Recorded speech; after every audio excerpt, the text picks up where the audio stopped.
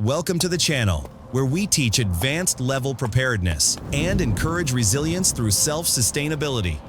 If you would like to support our non-monetized channel, please consider using our Amazon affiliate or PayPal donation links in the description below. Well, hello there. Obviously, I did not go live Saturday night. I was doing other things. So, here's what it is. It's like I told people, I wouldn't expect us to be entirely consistent, because I'm not doing what I used to do. I'm not a YouTuber, and I'm not going to become a YouTuber. And the more YouTube that I see, the more YouTube that I despise. So it is what it is. So anyway, what I've been up to, I've been working on I've had a PlayStation 5 that has it came to me. I had a broken HDMI port. I successfully changed that HDMI port, and then it came back.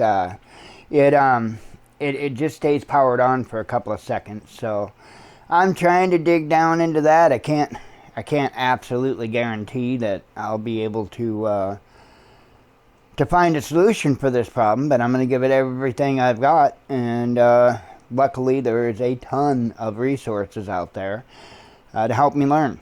So I've already learned a lot about working on these boards. So I think it's great. It's awesome. Keep continuing to build your skills. I have some tiny little components in here in this package.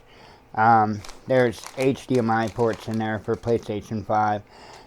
But in this other package here on this back side, there are some little bitty tiny capacitors. They're 100 NF. I can't remember what the N stands for. Is it nano? Is it nano? I don't know. Anyway, 100 NF capacitors on there.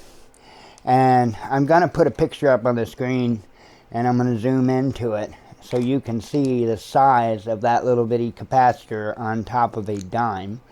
It can literally fit inside the O of the date on the dime. And I wish I would have thought to put it there before I took the picture, but I wasn't going to go through trying to get that good and clear of a picture again. So anyway, got this rework station, and it's just a cheap, like $36 or so model on Amazon. I will do a review on this, and I will go into depth about it. When it comes to boards like the PlayStation 5 boards here, and changing like HDMI ports, at least with my skills, I can't change them like a pro with this unit. It's a much more tedious process that I have to go through to remove the old port to make sure I don't pull any, pads or anything like that.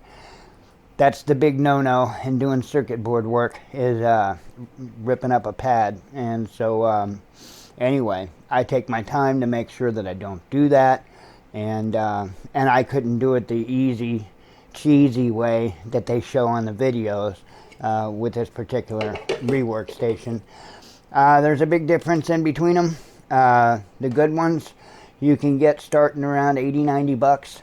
The difference is how you know the good one from the ultra cheap ones is the ultra cheap ones have a fan in the handle for your rework gun, and the better units have an air pump inside the unit and have a hose that goes to the handle for your hot air rework.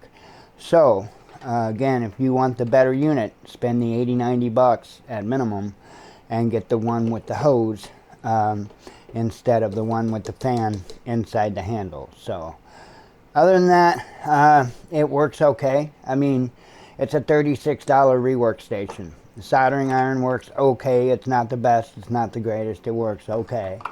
I would say this one here that I talked about before, this cheap little like $10 one, probably works just a tad better than the one that comes on the rework station. That's why I've got it up there as well.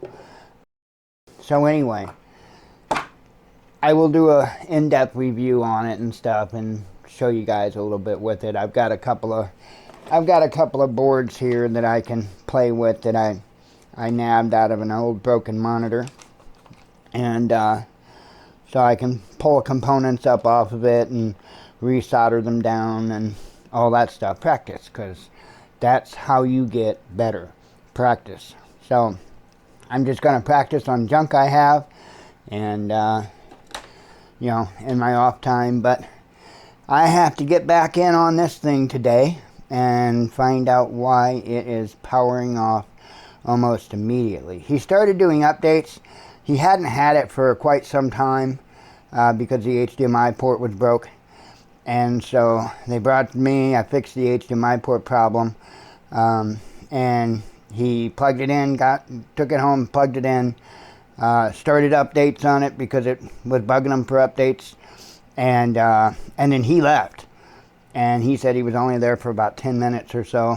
But when he came back, it was off. And when he hit the power button, it would only come on for a couple of seconds.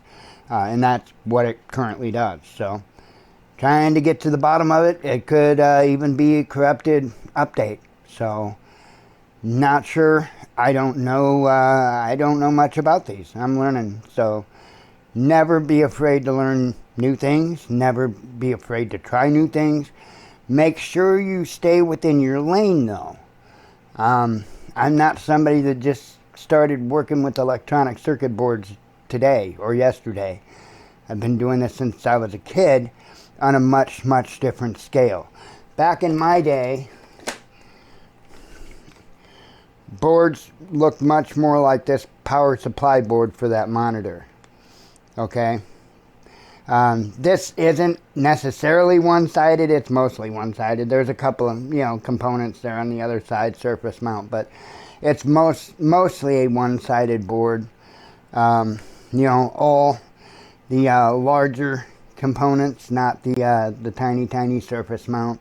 So this is the stuff that I cut my teeth on, so to speak, and now I'm doing little bitty tiny surface mount stuff. So pretty kind of cool, pretty cool. You can say it right. So, but anyway, I'll show you me messing around with this board sometime. I'll make a video and show you a little bit. So anyway, that's what I've been up to. I'm going to get to the grind, and I will see you sometime. Have a good week. Shalom.